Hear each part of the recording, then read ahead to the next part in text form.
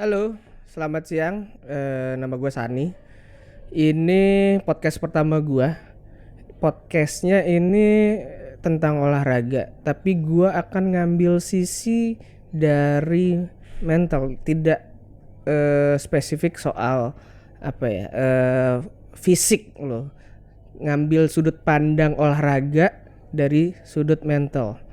Nah, hari ini gue ngajak temen SMA gue. Dia kakak kelas gue sebenarnya.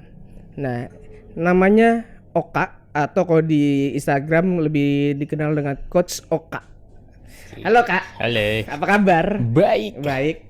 Ya sebenarnya udah lama ya gue juga nggak pernah ketemu lu, tapi gue tuh selalu terinspirasi sama lu. Alah. Nggak, serius maksudnya gini, lu orang yang sangat konsisten dengan olahraga sampai sekarang. Gue juga pencinta olahraga, tapi gue ada waktunya gue itu rada menjauh dari kehidupan olahraga. Dan itu ternyata mempengaruhi gue. Nah, lu tuh yang bisa dibilang cukup konsisten, lebih konsisten dari gue, jauh lebih konsisten. Sampai sekarang aja lu ke sini ketemu gue tuh naik sepeda, ya kan, bener kan? Nah, gue tuh pengen nanya-nanya, apa ya, lu kenapa lu bisa konsisten sampai sekarang nih sampai olahraga? Sebenarnya gue mau nanya adalah olahraga pertama lu tuh sebenarnya apalah? Ya pas kita ketemu SMA deh, lu tuh Main basket. kita kan berdua. Terus habis itu gue selepas SMA lo masih meneruskan deh basket? Masih sampai kapan tuh?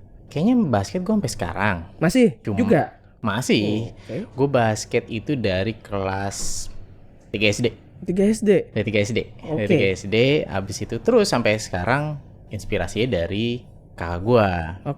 Kakak gue dulu di rumah tuh ada ya lapangan basket kecil lah. Iya, standar terus, sih. Abang gue datang sama teman-temannya, habis itu, wah keren juga ya, gitu. Jadi gue main basket, sempet ikut bela diri, taekwondo, karate, aikido, nggak ada yang beres. Jadi kakak gue ada dua, satu cewek, satu cowok. Yang cowok yang main basket, yang cewek fokusnya di bela diri. Dia udah sampai ke Sabam. Gitu. Taekwondo sama sensei aikido gitu. Cuma nggak ada yang nurun ke guanya kabur mulu kalau latihan. Masuknya karena itunya ke basket. Nah, udah ketemu kan di SMA nih, Gons kan, main bareng.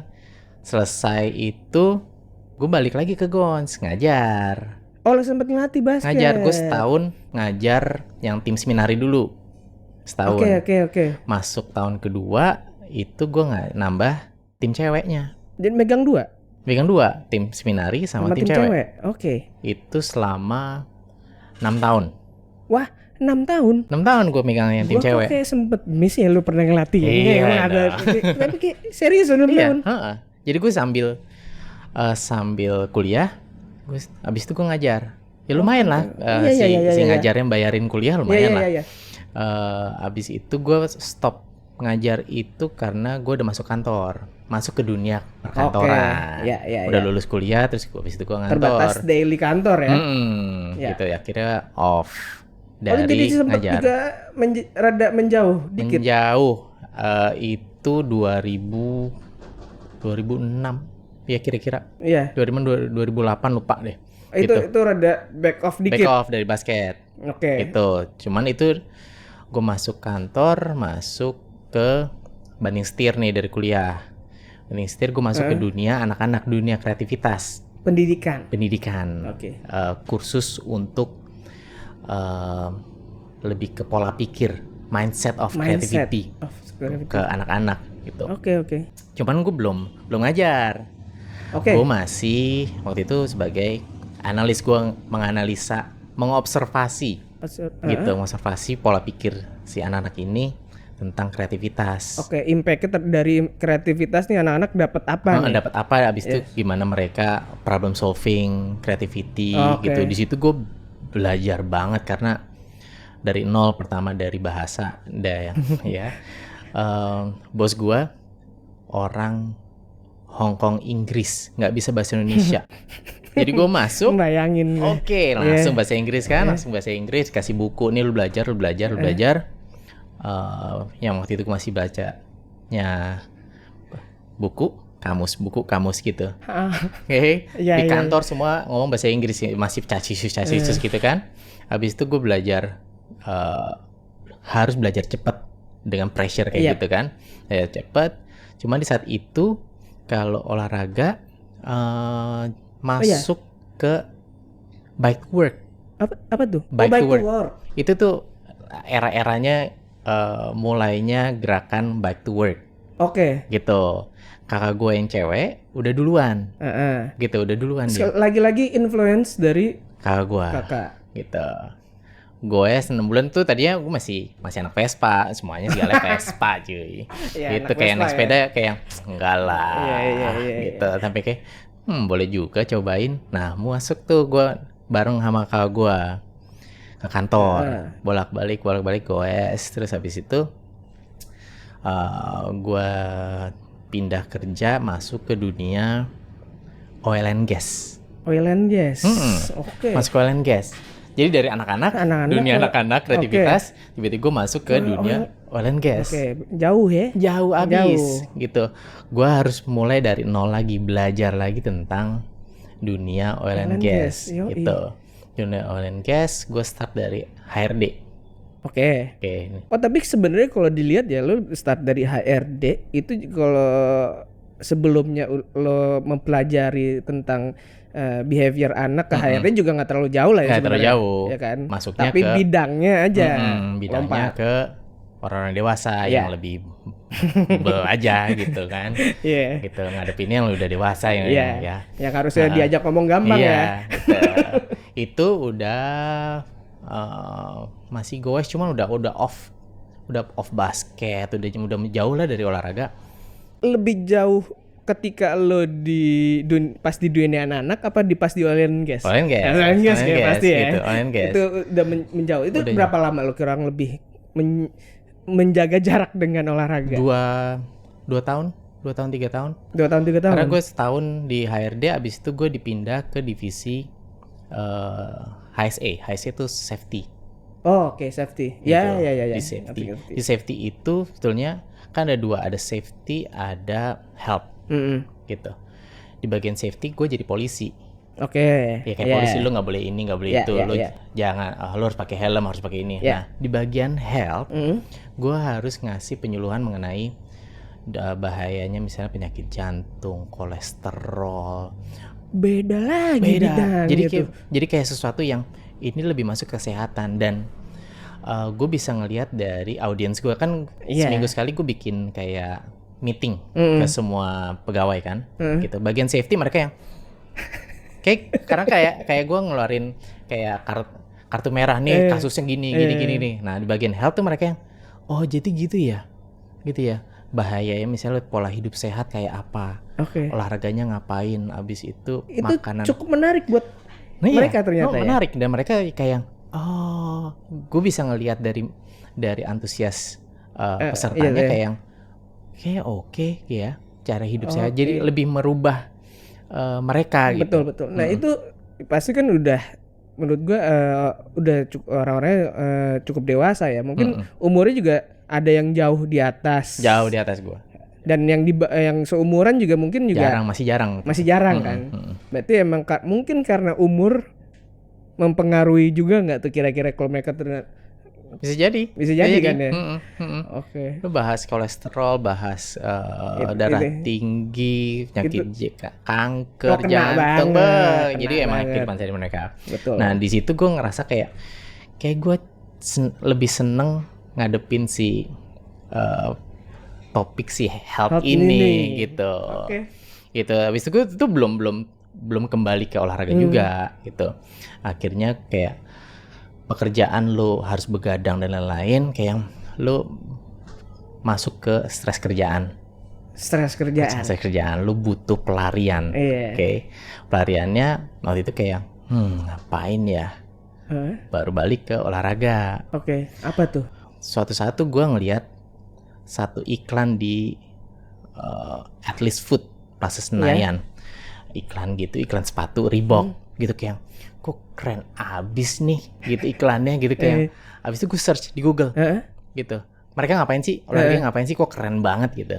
Keluar kata CrossFit.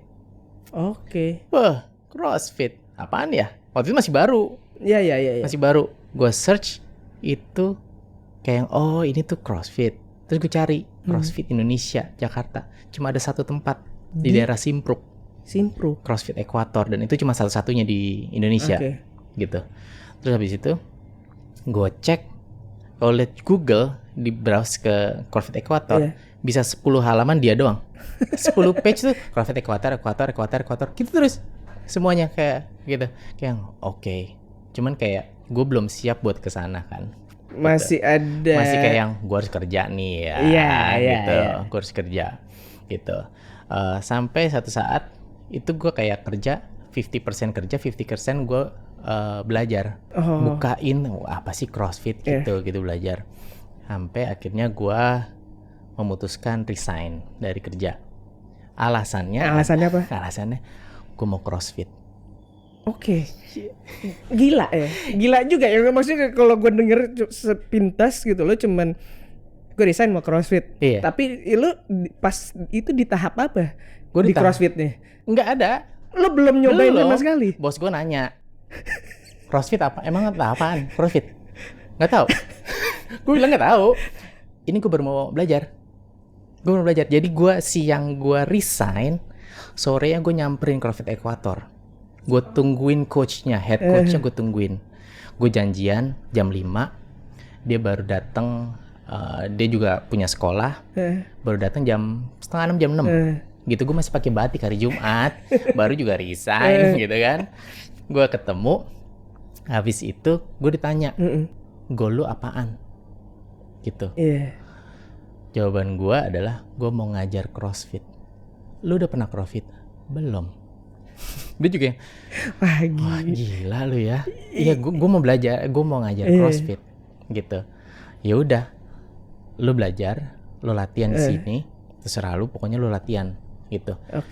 Besoknya gue datang hampir tiap hari, tiap pagi gue nongkrong di situ setiap hari, dan gue ikutnya benar-benar yang 2 kelas, 3 kelas, 2 kelas. Dalam sehari, back to back. Jadi gue datang jam 6, selesai jam 10, 6 sampai 10. Kita sambil nganter istri gue dulu. Gini, berarti kan lo udah putus olahraga sebenarnya kan untuk sekian tahun, lo tiba-tiba masuk ke CrossFit, terus abis itu lo hajar dengan intensitas yang cukup tinggi gitu loh. Tapi kan di balik itu sebenarnya ada apa ya?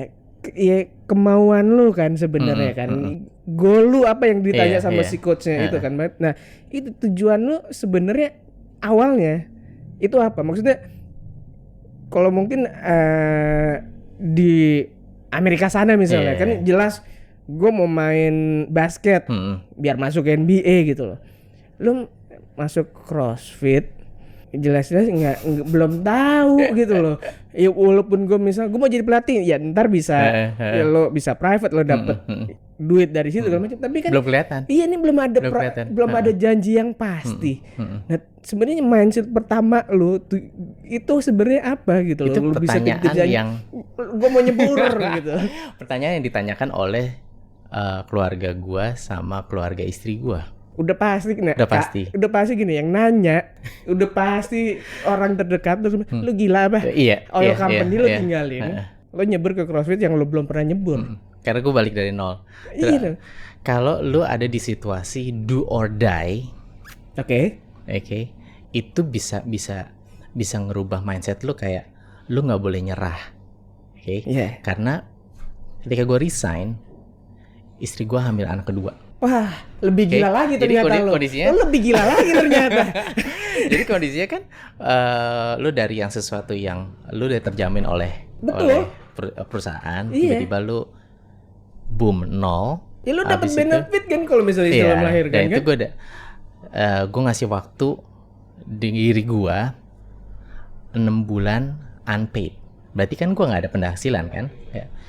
3 bulan yang gue harus lakukan adalah belajar, latihan gitu, karena gue harus I need to make money. Tapi butuh proses gitu. Dukungan dari istri pokoknya ya udah jalanin kalau lu yakin. Sama gue bilang ke ke keluarga gue, lu gila ya, lu semuanya. Ya, gue yakin ini akan menghasilkan sesuatu gitu. Akhirnya ya gue belajar, karena di balik itu goalnya itu bukan cuman I want to make money, but I want to help people. I want to add value to others. Add value. Gitu. Value-nya apa adalah how to make orang lain tuh hidup lebih baik, dan dilihat dari segi kesehatan, dari segi pola hidup. Gitu. Caranya dari mana adalah ya udah, ini mungkin jalan gua. Gitu, jalan hidup gue adalah gue nyemplung ke CrossFit karena it change. Orang tuh benar-benar lu dari fisik lah gitu. Lu lebih enak, badan lu lebih sehat, abis itu lebih segar, abis itu hidup juga lebih enak dari makanan dan lain. Jadi kayak gue ngelihat perkembangan mereka kayak yang bikin gue bangga aja gitu. Belum dilihat dari penghasilan ya, karena ya namanya juga awal-awal kan, gitu. Dan pasti beda jauh lah sama Elo Company. Jauh bos, jauh banget, jauh. Oke. Gitu. Oke Kak, kita mau minum dulu, boleh nih kopi di Gordy. It's a good one. It's a good one. Ya. Jadi value ya yang bisa didapat dari si CrossFit ini, tapi ya kan sebenarnya lu juga belum nyebur kan. Tapi lu sudah mempunyai mindset bahwa value untuk menyehatkan orang. Dan lu akan memposisikan diri lu bukan sebagai atlet ya. Tapi lu akan memposisikan diri lu sebagai coach dari awal, dan lu akan membantu orang menjadi lebih sehat. Nah, sehat secara physically udah jelas. Tapi ada satu lagi yang menurut gue juga lebih penting adalah mentally. Gue pernah ke psikolog, dan psikolog gue suruh balik lagi lo ke olahraga, suruh ke lapangan gitu. Dia cuma ngomong gitu karena itu joy lo di situ. Tapi di balik itu ternyata bukan joy doang yang gue dapet. Ternyata percaya diri gue waktu itu hilang karena gue menjauhi olahraga, dan di dunia yang lain, di dunia kerjaan, itu ternyata mempengaruhi gue secara nggak sadar gitu loh. Jadi itu yang membuat gue jadi resah sebenarnya. Jadi makanya kenapa ada ini nih, gue tuh pengen nyari kebenaran sih. Apakah itu juga yang lo rasain pas ketika lo mulai nyebur ke CrossFit? Kalau lo tiba-tiba udah punya mindset itu gimana? Emang karena dari proses lo di di oil company karena lo bahas itu. Itu yang lo dapat. Dari situ, dari si health itu. Habis itu gue mulai kayak ada sesuatu kayak gue mau bantu orang deh. Cuman gue bisa ngapain ya gitu. Sampai akhirnya gue ketemu CrossFit, ya gue ketemu itu. Nah, balik ke mental, how to build gitu kan. How to build, nguatin si mental klien gue kayak apa sih, karena gue masuknya kan kelas gitu. Abis itu gue belajar karena gue ngelakuin kan gitu. Itu bukan semata fisik yang dihajar gitu. Benar. Tapi gue selalu bilang ke member gue, it's a mental workout, it's not a physical workout. It's a mental workout. It's a mental workout. Di sini tuh maksudnya di Indonesia gitu. Gua tuh juga cukup jarang dengan mendengar mental workout itu loh. Jadi apakah mental workout itu cuman spesifik which is di olahraga tok? Apakah harusnya bisa juga di dunia yang lain? Kalau di dunia olahraga kan lebih mudah dibandingkan dunia lain. Implementasinya. Karena kalau di dunia lain kan it's a life lessons. Ya kan, lebih dihajar misalnya putus cinta, atau dihajar masalah keluarga, masalah keuangan. Gila, itu sebutin ya itu tuh yang proses gua ya itu kan? Tuh. Itu lebih berat. Cuman I give you some workout, physical workout. Lu bisa nyelesain nggak? Karena pasti secara fisik lu udah drop gitu. Gila, gue capek banget. Tapi lu masih punya misalnya 5 menit. Go. again, satu round lagi gitu terus. Habis itu repetisi, bisa dari waktunya, bisa lagi, pokoknya never give up. Emang gini, kadang-kadang kan lo kalau mau minta itu ke member lo gitu kan, kalau gimana caranya supaya nggak terdengar pushy gitu, misalkan kayak ayo lagi gitu kan, kayak gitu ya kan. Pendekatannya juga nggak melulu bisa begitu gitu. Kalau terlalu pusing kadang-kadang mereka suka mental. Iya. Nah, pendekatannya tuh kurang lebih kayak apa tuh yang supaya mereka juga kayak ya gue nyaman dengan goal gue gitu. Yang pertama adalah kita harus tahu karakter mereka seperti apa. Oke. Gitu. Karakter mereka seperti apa, kemudian kemampuan mereka udah di level mana. Kalau udah tahu kayak gitu, misalnya karakternya adalah memang ambisi tinggi nih, kompetitif gitu. Itu menunya akan berbeda. Kayak I'm gonna push you more, gitu. Tapi kalau yang enggak, mau olahraga biasa aja, keringetan, menunya akan berbeda lagi. Tapi tetap tiap workout, gue akan push walaupun cuma 1%, gue akan push. Lo harus selesai, lo nggak bisa yang udah kayak gitu. Enggak, lo masih bisa dengan sendirinya. Kayak oke, berarti gue bisa nih. Oh, gue bisa ya ternyata ya. Itu gue sering dengar tuh kayak gitu. Menurut lo lebih susah yang mana? Yang ambisius apa yang tipe layback gitu, yang layback akan lebih susah. Karena kalau yang ambisius, mereka udah ada di sini tuh, udah gua harus bisa ke sini. Berarti gitu. ini Baik lagi. Lebih mudah mungkin ya. Lebih mudah. Akan mendorong lebih mudah. Gua pernah di kejuaraan situasi yang emang kejuaraan baseball lah. Gua kan dunianya lebih banyak di baseball, softball. Gua di dalam kejuaraan ya lo udah pasti harus secara physically, teknik udah harus prime lah. Tapi apakah cuman fisik sama teknik aja yang perlu diasah lebih jauh? Mungkin lo pernah nggak di situasi yang ternyata bukan fisik doang nih yang harus ini, karena tadi lo bilang mentally ternyata yang ambisius bisa lebih gampang gitu. Nah, ada nggak pernah lo di kondisi dimana ternyata ya emang bener bukan fisik yang main? Kompetisi, kalau kompetisi CrossFit gue udah berikut. CrossFit kan ada yang tim, ada yang individual. Yes. Gitu. Kalau individual kan ngelihat kompetitor lu kayak apa kan. Betul. Kayak yang gue udah tahu nih orang kayak gimana, gue udah tahu kemampuannya kayak apa. Gitu. Itu yang benar-benar lu diasah, kayak gue nggak boleh nyerah nih, strategi gue seperti apa, gue nggak boleh berhenti sampai sini aja. Gue push more gitu. Yang paling berasa itu adalah pas gue sekarang kan pas pandemi nih. Kemarin pandemi gue my business close. Jadi gue sempet punya box apa? CrossFit. Oh, oke. CrossFit gym. Di mana? Di seberangnya Gons. Oh, di Pejaten. Di Pejaten Barat. Baru mulai Januari sampai Februari. Maret kita tutup, Bos. Tutup for good.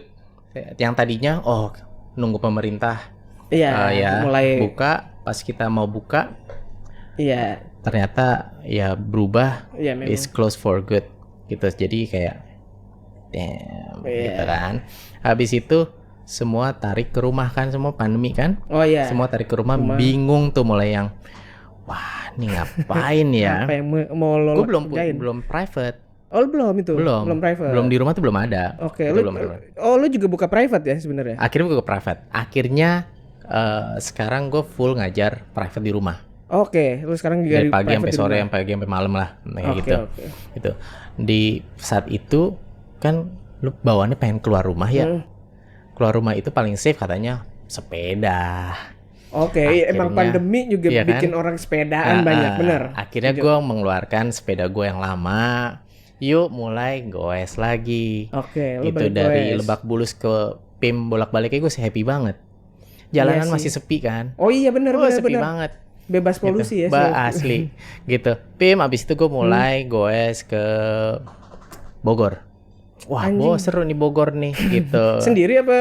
Sama teman. Sama teman, udah mulai sama teman. Ya, Oke. sama Bogor berapa kali, habis itu mulai ide ke Bandung seru kali ya, gitu. Gila. Jakarta, Bandung, Jakarta. TikTok.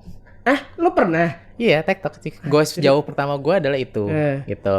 Jauh pertama itu, habis itu mulai deh gue kenalan sama orang yang ternyata yang gue Jakarta Bandung itu kan berenam. 3 orangnya itu adalah satu emang ketuanya Audax, satunya lagi atletnya, gitu. Mulailah kayak di situ gue yang ganti cabur seru nih, gitu. Masuklah ke Audax yang jaraknya nggak sopan ya? Nggak sopan, 300 kilo pertama di Bandung. Dengan mindset adalah gue crossfit, fisik gue aman. 300 sikat. Gitu kan. Hasilnya? Hancur. Gila lu sebelumnya udah pernah TikTok ke Bandung, dihajar yang Audax, hancur? Kan gini, intinya physically gue nggak perlu mempertanyakan masalah physically ya. Lu udah pasti bisa. Tapi kenapa lu bisa hancur? Karena gue mikirnya kayak gitu ternyata.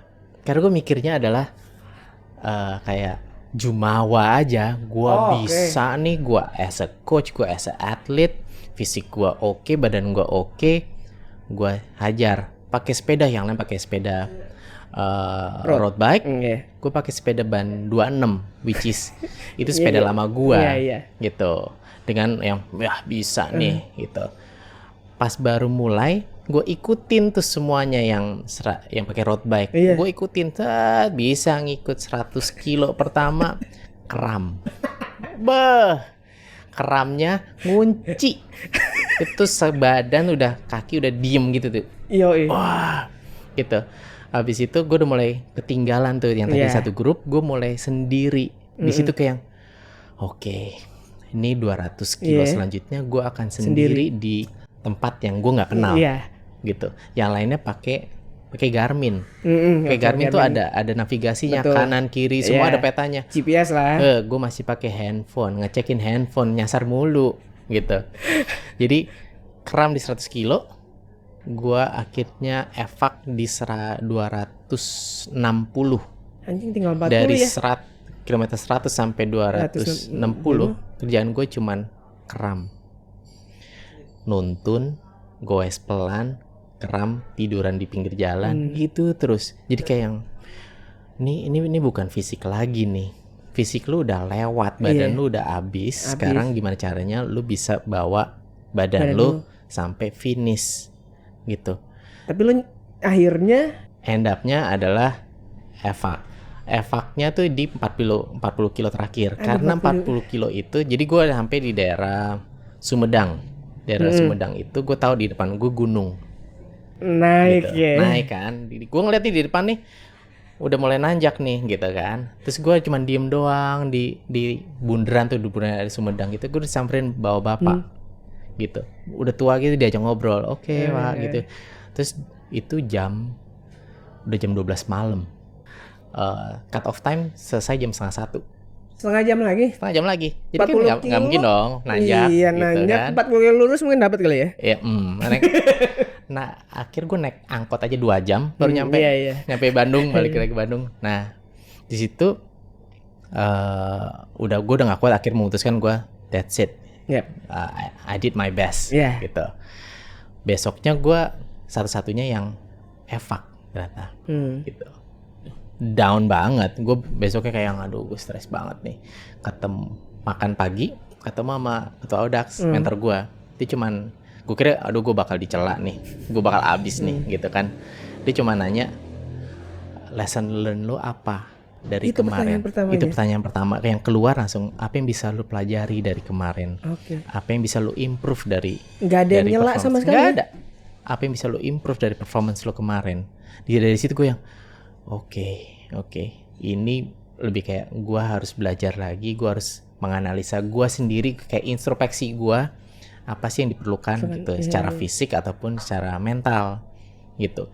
Dari 300 gue ikut yang 400, 600 sampai 1000 nggak ada yang finish. Nggak ada yang finish. Nggak ada yang finish. Tapi endupnya lu akan tetap merasa. Endupnya gue sendirian di tengah jalan. Gue sampai yang stres banget gitu. Gue mau balik nih, gue mau pulang. Ketika menyerah itu lebih mahal. Iya. Daripada nerusin. Karena efek tuh mahal. Oh gitu. Iya, karena lu berhentiin angkot. Mas mau berapa? 200 kilo lagi. Mahal banget 200 kilo kan kayak dari sini. Mas, anterin dong ke Bandung. Kan mahal gitu kayak gitu. Jadi mentally dihajar itu kalau di olahraga lebih besar di pas gua Audax gitu, pas gua harus goes di hutan malam hari sendirian. Kayak gitu, badan udah berantakan gitu. Berarti intinya juga nggak melulu selalu fisik ya, skill ya. Ketika mental lo diajar walaupun fisik lo kuat. Ya deprok ya. Deprok lo, aduh skill gitu lo, badan lo kuat, lo masuk hutan tengah malam, jiper. Iya, dengar suara-suara gitu juga. Gitu. Oke, jadi poinnya adalah mental guys. Mentalnya harus dijaga, bukan masalah fisik. Dan mental itu nggak bisa lu dapat dengan gitu tuh. Emang harus dihajar, mau nggak mau. Emang dihajar, tinggal pilihannya adalah lu melatih diri lu untuk dihajar, untuk intinya menyiksa diri lah, gitu. Bisa dari olahraga adalah satu-satu yang paling aman untuk implementasinya lebih gampang ya kan, dibandingkan lu keluar. Dan kenapa olahraga bisa naikin itu mental adalah si hormon endorfinnya. Hormon endorfin tuh yang bikin lu happy sebetulnya kan, yang bikin lu happy salah satunya dari olahraga. Kenapa lu abis main baseball, lu abis nge-gym, lu keluar yang enak gitu. Paham. Walaupun misalnya lu coklat juga ada, lu ada hal-hal lain, cuman yang paling positif akhirnya lu kecanduan olahraga masih lebih enak dibanding lu kecanduan di hal yang lain gitu yang bikin lu happy. Cuman olahraga akan lebih kayak gitu. Makanya ketika olahraga you feel joy. Kayak gitu. Exactly. Bisa nggak dari pengalaman lo di olahraga, dari CrossFit lo, dari Audax lo, lo gagal di 200, 300, 400 lo malah nambah gitu loh. Kenapa gitu loh? Jadi pas gua gagal kan? Ya itu istilahnya kan lo gagal, lo nggak selesai kan? Lo nggak selesai adalah lo harus belajar sesuatu kan? Belajar sesuatu. Yang akhirnya gua again and again adalah satu kata, maksudnya mungkin bisa yang bisa gua simpulkan dari lu juga adalah stay in the game. Stay in the game, betul. You stay in the game. Jadi lo tetap aja di situ. Betul. Lo tetap di situ, nggak boleh nyerah. Betul. Apapun yang terjadi, just keep moving gitu. Sambil jalan adalah lo analisa, lo belajar apa sih yang bisa gue perbaiki. Gitu deh, perbaikan misalnya fisik. Oh ternyata selama ini latihan gua itu nggak mendukung buat Audax long distance. Gue cuma bisanya adalah sprint. Ternyata metodenya beda, caranya beda. Habis itu dari teknik equipment sepedanya kayak apa, dibutuhnya seperti apa, gue harus ganti. Habis itu mental gue strateginya kayak apa, kayak gitu. Jadi lu belajar banyak kan gitu. Nah itu kan tahun pertama, tahun kedua, tahun ini somehow gue nggak sendirian Audaxnya. Gue nyebutnya gue punya anak itik. Oh, lo nyolek orang lain nih? Nyolek orang lain. Mau nyebutin orang lain? Yang tadinya cuman ngobrol, misalnya, Audax apaan sih, gitu kan? Mau dong cobain, goes, gitu. Untung gue tahu Audax apa, jadi gue nggak mau kejebur.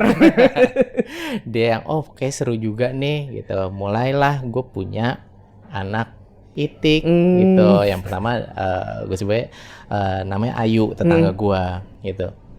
Dari situ gue kayak, ini gue bukan masalah gue sendiri nih, tapi gue berhubungan dengan orang lain, gitu. Gue punya tanggung jawab gimana caranya membangun dia, sambil jalan membangun gue juga. Betul. Gitu. Dengan mengorbankan kalau kemungkinan gue nggak akan finish lagi selama setahun ini. lo ya kemungkinan lo nggak akan finish dan lo juga bawa orang. Iya. Dari Ayu itu tahun 2 trip kalau nggak salah, 2 trip sampai gue nambah satu lagi si Andin. Itu total gue anak ada 3, ada David, Ayu sama Andin. Gitu gue bawa ke Bali itu 400 kilo trip terjauh mereka. Pertama kali langsung lo bawa 400 mereka? Bali gitu. Jadi gue bawa mereka. Abis itu gue menghadapi namanya lo mental breakdown di nggak cuman gue doang. Ketika gue keram, kemudian tim gue juga itu berantakan kayak gitu. Gue gimana caranya untuk maintain lebih kesininya. Gue bisa loh. Gue harus bisa. Mereka tidur di tengah hutan, ayo gue temenin, gitu. Habis itu gue jalan lagi, mereka yang capek, oke, keep moving. Jadi lo sambil jalan analisa, lo betul nggak boleh nyerah, just stay in the game karena kan ada pilihan evak sebetulnya. Betul. Gitu. Yang tahun ini gue semuanya finish, cuman over COT. Gitu, semuanya finish, cuman gue over. Ya menurut gue sih nggak apa-apa sih ya. Kalau gue sih 405 hari bodo amat ya kalau gue. Tapi ya berarti kan ya itu kalau stay in the game itu tuh. Stay in the game. Kalau misalnya di kehidupan kayak gue gitu, gue udah pasti stay in the game karena masalah pribadi, masalah keluarga gitu. Gue nggak mungkin keluar dari situ kan, jelas. Walaupun ada pilihan ya. Walaupun ada pilihan, benar. Ya kan? Tapi gue nggak mau ngambil option itu. Gue nggak mau. Di olahraga optionnya lebih gede dong. Iya. Stay in the game atau gue mendingan gue kabur deh. Bisa banget dong. Komitmen lu nggak segede lu ketika in the real life, bener dong. Nah, kan sebenarnya pilihan itu lebih gede itu untuk lu kabur dari. Bener. Intinya kalau di olahraga kan lu lebih, aku ganti cabang olahraga Betul. Gitu. Atau udah gue nyerah Iya. Tapi gue sih ngeliatnya ketika lu nyerah di olahraga, it's become your habit.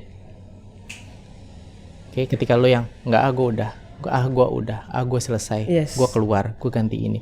It becomes your habit to your real life. Masuk ke dunia kerja, lu dikasih kerjaan, gue resign habis itu gue resign gue udah gitu. In real life lu pasti ada pelarian akhirnya lo, drugs atau kendaraan lain, atau yang paling buruknya adalah suicide kan. Gitu. Tetap ada pilihan untuk nyerah. Nah, you stay in the game it berarti lebih olahraga tuh sebenarnya juga bisa nolong lo ya in a real life. Kurang lebih kayak gitu. Jadi dua-duanya bisa mempengaruhi olahraga ke real life, atau dari real life dibawa ke olahraga. Kalau emang dia sehari-harinya emang mudah menyerah, ketika ketemu olahraga hampir sama.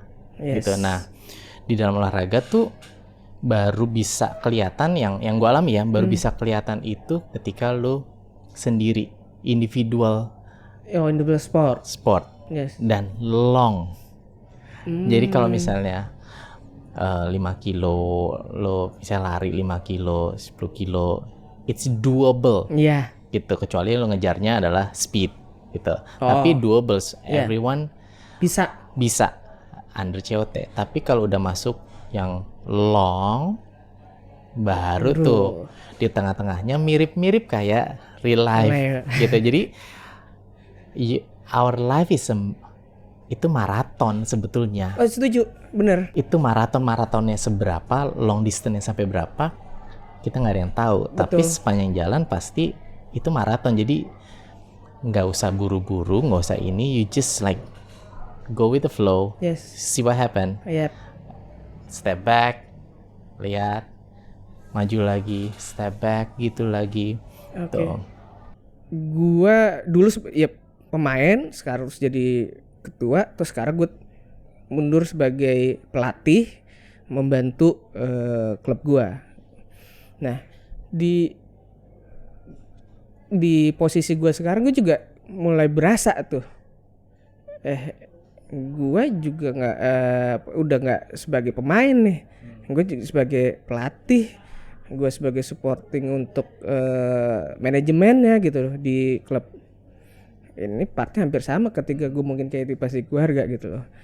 Nah ini pas posisi gue sebagai pelatih sekarang itu juga udah mulai approach-nya nih ya, nggak soal teknis nggak macem. Gue mulai pendekatannya kayak gue deketin anak gue padahal udah dewasa gitu. Ada unsur apanya ya psikisnya yang kayak kalau dulu mungkin gue ngelatih, lu salah lo ngelakuin ini salah nggak, tapi kalau sekarang wah udah bagus tapi tingkatin ini biar ini gitu. Nah lu pas membawa si apa namanya lu sebagai mentor dan mungkin sebagai coach nih juga kan, gue harus mendekat secara psikis, secara mental itu lu mulai sadar itu kapan? Mulai gitu? sadar kayak sejak gua mulai ngajar kali ya, mulai nge-coach. Kan awalnya dari basket kan. Iya. Dari basket, cuma waktu itu kan masih sebagai atlet yang jadi coach. Lebih banyak drill dan lain-lain. Kita belum masuk ke hitungannya 2 kaki ya, lu masih main lu sambil latih. Secara mental sampai akhirnya baru berasa itu adalah ketika gue masuk ke dunia CrossFit, karena itu nggak cuman ngajarin latihan fisik, jadi it's a relationship business. It's not a fitness business.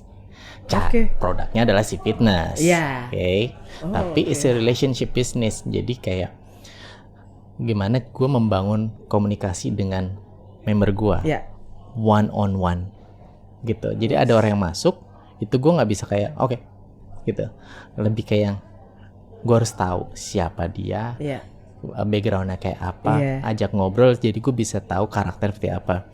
Dari situ gue bisa ngelihat kayak gitu. Jadi as a coach, as a fitness coach, as a life coach, as a love coach, gitu. Mulai curhat sana sini, Itu harus ya. Maksudnya kita harus nerima aja. Harus denger. Karena jadi sebuah proses apa yang dialami oleh mereka. Betul. Kehidupan mereka itu menentukan karakter, kemudian gue bisa aplikasiin ke olahraganya seperti apa sih, gue bisa membantu lu mentally seperti apa ketika lu, karena kan tadi kita bahas olahraga kan safe kan, gitu. Lebih safe lah. Tinggal urusannya lu sama lu sendiri, gitu. Kalau lu gagal ya lu sendiri, nggak perlu mengorbankan orang lain. Dan kalau di kehidupan nyata kan lu ada keluarga, ada teman, ada saudara. Betul. Kayak gitu.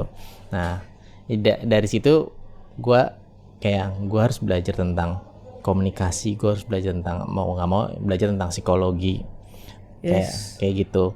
Jadi mulai belajar mulai baca buku gitu, buku-buku motivasi lah, buku-buku self development, buku tentang tim dan lain-lain. Mau nggak mau belajar ke sana. Gitu. Tujuannya sama, untuk ngebantu mereka. Iya benar-benar ya, itu satu hal juga yang gue mulai pelajarin juga soal psikologi. By the way, gue bukan ahli di bidang psikologi ya, gue nggak pernah kuliah di sana segala macem. Tapi itu jadi poin yang menarik dan ternyata emang relate banget dengan olahraga ternyata gitu. Karena tanpa itu ya itu lu bisa nyerah di tengah jalan gitu. Lu ketika udah olahraga paling gampang pilihannya antara ya lu terusin apa nyerah kan gitu loh. Dan ternyata psikologi itu perannya juga cukup besar gitu loh. Itu untuk menjadikan lu lebih dewasa kan sebenarnya. In the sport lu akan menjadi lebih nerima ketika gua kalah. Gua berarti ada yang kurang dari gua. Gua harus ningkatin lagi gitu loh. Ketika gua menang, ya bagus, gua udah ini. Tapi apakah dari gua menang gua berhenti? Enggak juga dong. Gua berarti harus ada lagi yang tetap gua jaga. Betul. Lo harus maintain. Jadi kan itu dia tuh yang secara psikologinya lo harus, menurut gua harus lo jaga supaya menang atau kalah lo tahu apa yang harus lo lakukan. Betul. Oke. Thank you banget Kak. Gue yakin juga karena pandemi ini mulai sadar kan dengan masalah kesehatan. Sebenarnya juga mereka juga sadar dengan ada masalah psikologi. Kalau gua mungkin melihatnya ini dari mata olahraga bisa benerin gua. Nah, mungkin ada juga nih temen-temen yang lagi dengerin kita nih. Ya emang mereka butuh sportnya, olahraganya untuk sehat, atau yang mereka sebenarnya nggak sadar juga.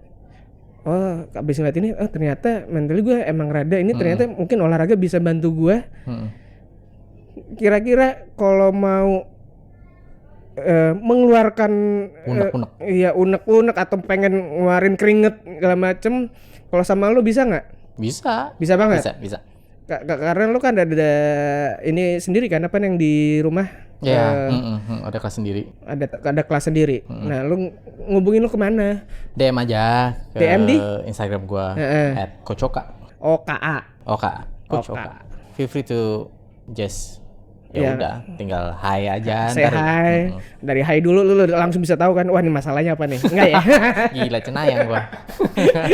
Iya. By the way, di daerah mana? Bona Indah, Lebak Bulus. Oh, Lebak Bulus, Bona Indah. Jakarta Selatan. Oke. Nah, buat teman-teman yang pengen mulai, bisa tuh kontak ke Coach Oka di Instagram. Nah, untuk hari ini kayaknya udah cukup sekian nih. Moga-moga bisa bermanfaat. Amin. Untuk ya teman-teman semua. Sampai ketemu di episode berikutnya di pembahasan yang sama mengenai olahraga juga, tapi mungkin lebih banyak di sisi mental health. Gua Sani, sampai ketemu lagi. Dadah.